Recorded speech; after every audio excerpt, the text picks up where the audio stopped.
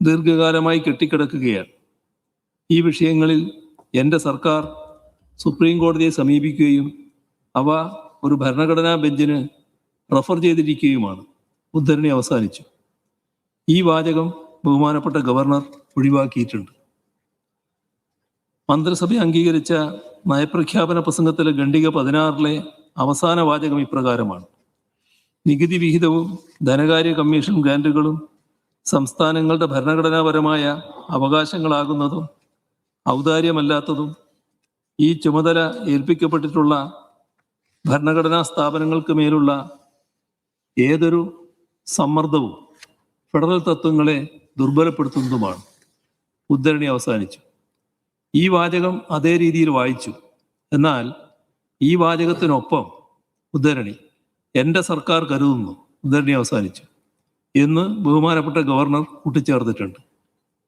നയപ്രഖ്യാപന പ്രസംഗത്തിൽ ബഹുമാനപ്പെട്ട ഗവർണർ ഒഴിവാക്കിയവ ഉൾപ്പെടുത്തിയും കൂട്ടിച്ചേർക്കലുകൾ ഒഴിവാക്കിയും മന്ത്രിസഭ അംഗീകരിച്ച നയപ്രഖ്യാപന പ്രസംഗം അച്ചടിച്ച് വിതരണം ചെയ്തിട്ടുണ്ട്.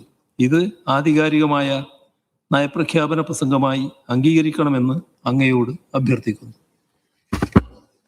ഓർഡർ. ബഹുമാനപ്പെട്ട മുഖ്യമന്ത്രി ഇവിടെ ചൂണ്ടിക്കാണിച്ചത് വളരെ സുപ്രധാനമായ ഒരു കാര്യമാണ്. നിയമസഭയെ ബഹുമാനപ്പെട്ട ഗവർണർ അഭിസംബോധന ചെയ്തുകൊണ്ട് നടത്തുന്നത് ഗവൺമെന്റ് വേണ്ടി ക്യാബിനറ്റ് അംഗീകരിച്ച പ്രസംഗമാണ്. അതിൽ നിന്ന് വിട്ടുപോകുന്നതോ വ്യതിചലിക്കുന്നതോ ആയിട്ടുള്ള പരാമർശങ്ങൾ ഔദ്യോഗികമായി അംഗീകരിക്കുന്നതല്ല. അതാണ് നമ്മുടെ സഭയുടെ കീഴ്വഴക്കം. മുൻകാലങ്ങളിൽ സമാന സന്ദർഭങ്ങളിൽ പല പ്രാവശ്യം സഭാധ്യക്ഷന്മാർ ഇക്കാര്യം വ്യക്തവരുത്തിയിട്ടുള്ളതുമാണ്. ബഹുമാനപ്പെട്ട മുഖ്യമന്ത്രി പ്രത്യേകമായി ചൂണ്ടിക്കാണിച്ച പരാമർശങ്ങളുടെ കാര്യത്തിലും മുൻ തീരുമാനം തന്നെയാണ് നിലനിൽക്കുന്നത് എന്നാണ് ചെയറിന് ഇത് സംബന്ധിച്ച് സൂചിപ്പിക്കാനുള്ളത്. ഓർഡർ. ബഹുമാനപ്പെട്ട ഗവർണറുടെ പ്രസംഗത്തിന്റെ കോപ്പി ബഹുമാനപ്പെട്ട അംഗങ്ങൾക്കും പത്രപ്രതിനിധികൾക്കും ഇപ്പോൾ വിതരണം ചെയ്യുന്നതാണ്.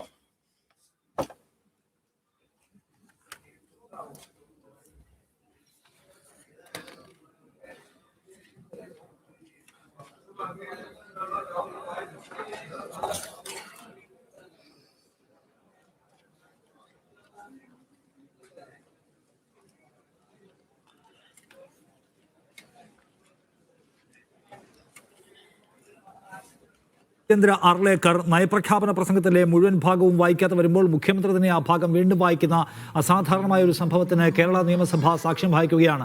വിജിൻ വായന്തോട് കൂടുതൽ വിവരങ്ങളുമായി നിയമസഭയിൽ നിന്നോടൊപ്പം ചേരുന്നു. വിജിൻ, എന്താണ് സംഭവിക്കുന്നത്?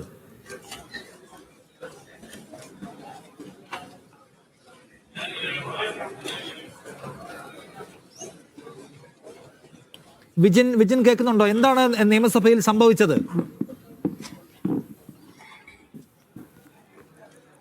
അസാധാരണമായ നീക്കം തന്നെയാണ് നിയമസഭയിൽ ഉണ്ടായത്. ഗവർണർ നയപ്രഖ്യാപന പ്രസംഗം അവസാനിച്ചതിന് ശേഷം ഗവർണറെ യാത്രയാക്കിയ ശേഷം തിരിച്ച് നിയമസഭയിലേക്ക് എത്തിയ മുഖ്യമന്ത്രി വീണ്ടും ഒരു പ്രമേയമായി അവതരിപ്പിക്കുകയായിരുന്നു. ഗവർണർ മന്ത്രിസഭ അംഗീകരിച്ച നയപ്രഖ്യാപനത്തിൽ ചില തിരുത്തലുകൾ വരുത്തിയിരിക്കുന്നു, ചിലത് വായിക്കാതെ മാറ്റിയിരിക്കുന്നു. കേന്ദ്ര സർക്കാരിന് എതിരായ ചില വിമർശനങ്ങൾ ഖണ്ഡിക കൃത്യമായി പറഞ്ഞാൽ 12, 15, 16 എന്നീ ഖണ്ഡികകളിൽ മാറ്റം വരുത്തിയാണ് ഗവർണർ വായിച്ചത്. അത് നിയമസഭയുടെ അന്തസ്സത്തയ്ക്ക് ഉതകുന്നതല്ല. അതുകൊണ്ട് തന്നെ ഇക്കാര്യത്തിൽ ആ ഭാഗങ്ങൾ കൂടി കൂട്ടിച്ചേർക്കണം എന്നുള്ളതാണ് മുഖ്യമന്ത്രി ആ ഭാഗങ്ങൾ വായിച്ചുകൊണ്ട് ഗവർണർ ആവശ്യപ്പെട്ടത്. ഗവർണർ ഇക്കാര്യം സഭയുടെ അനുമതിയോടുകൂടി ആ ഭാഗം കൂടി കൂട്ടിച്ചേർക്കുകയാണ് എന്ന് വ്യക്തമാക്കുകയാണ്. എന്തായാലും ഇതുവരെ നിയമസഭാ ചരിത്രത്തിൽ കണ്ടിട്ടില്ലാത്ത മറ്റൊരു അസാധാരണ നീക്കമാണ് നിലവിൽ ഉണ്ടായിട്ടുള്ളത് എന്ന് പറയാൻ കഴിയും.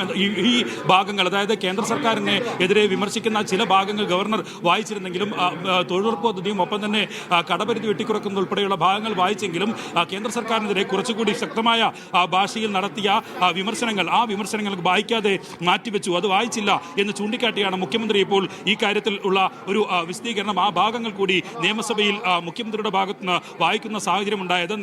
നിയമസഭ ഒരുപക്ഷെ ഇത്തരത്തിൽ കഴിഞ്ഞ ആരിഫ് മുഹമ്മദ് ഖാന്റെ കാലത്തൊക്കെ ഇത്തരത്തിൽ ഒരു കുറഞ്ഞ സെക്കൻഡുകൾ മാത്രം ഈ വായിച്ച ശേഷം പിരിഞ്ഞു പോകുന്ന സാഹചര്യം, അത് അവസാനിപ്പിക്കുന്ന സാഹചര്യമൊക്കെ ഉണ്ടായിരുന്നു. നയപ്രഖ്യാപന പ്രസംഗം പൂർണ്ണമായും വായിക്കാതെ മാറ്റിവെക്കുന്ന സാഹചര്യമൊക്കെ ഉണ്ടായിരുന്നു. പക്ഷേ മന്ത്രിസഭ അംഗീകരിച്ച് നൽകിയ നയപ്രഖ്യാപനം അത് ഗവർണർ വിയോജിപ്പെന്നും അറിയിക്കാതെ തന്നെ മാറ്റുകയായിരുന്നു എന്നുള്ളതാണ് മുഖ്യമന്ത്രി തന്നെ ചൂണ്ടിക്കാട്ടിയത്. സർക്കാർ എഴുതി നൽകിയ ഒപ്പം തന്നെ മന്ത്രിസഭ അംഗീകരിച്ച നിയമസഭയുടെ അന്തസ്സത്തയ്ക്ക് ഉതകാത്ത നിലയിലുള്ള കാര്യങ്ങളാണ് ഗവർണറുടെ ഭാഗത്തുനിന്നുണ്ടായത് എന്നുള്ളതാണ് നിലവിലിപ്പോൾ മുഖ്യമന്ത്രി സഭയിൽ വ്യക്തമാക്കിയിരിക്കുന്നത്.